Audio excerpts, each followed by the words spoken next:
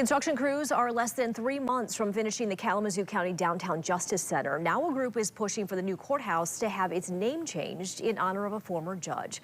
News 8's David Horak explains why county leadership is concerned. Kalamazoo County Commission Chair John Taylor told me the problem with possibly changing the name of the future Downtown Justice Center is not who it's naming it after, but the timeline and the cost of doing so. Next up, the name change, Administrator Catlin. The request was discussed at last night's meeting at Kalamazoo County Commission, who received a letter last month from the Kalamazoo County Bar Association.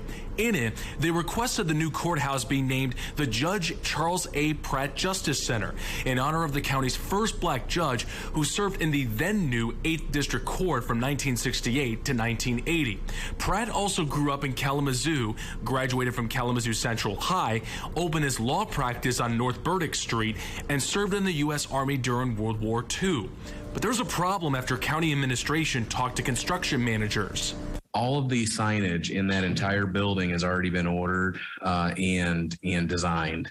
All of it says Kalamazoo County Downtown Justice Center. That includes letterheads and signs on the inside. With the courthouse opening in December, Taylor says the request should have come months ago. I think it's a wonderful idea. I do wish it was brought to our attention much earlier.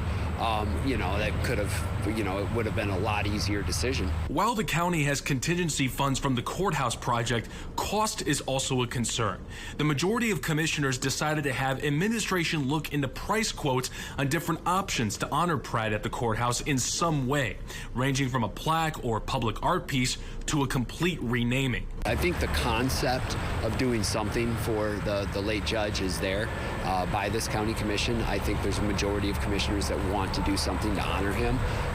What that looks like is all going to depend on what those price tags come back with. And I think that it'll build some sense of community that Black folks in this area can feel proud and a level of respect can be gained, especially in our downtown area. Let's, create a space within the grounds to really lift up his legacy and connect this community to their center for justice. Not all of them are on board, including John Gisler, who alluded to how the city of Kalamazoo changed the name of Mayor's Riverfront Park from Annan Park to honor all mayors, not just Ed Annan Jr. But I certainly don't think we ought to spend a lot of money with dedicating it to one person by naming the whole thing. Of course, he's certainly an admirable individual, but I think there's probably more than one judge that comes to my mind that, how do you pick?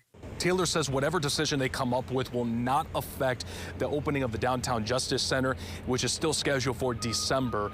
He anticipates that to be introduced in their next commission meeting, which is scheduled for October 3rd. We're in downtown Kalamazoo. David Horak, News 8.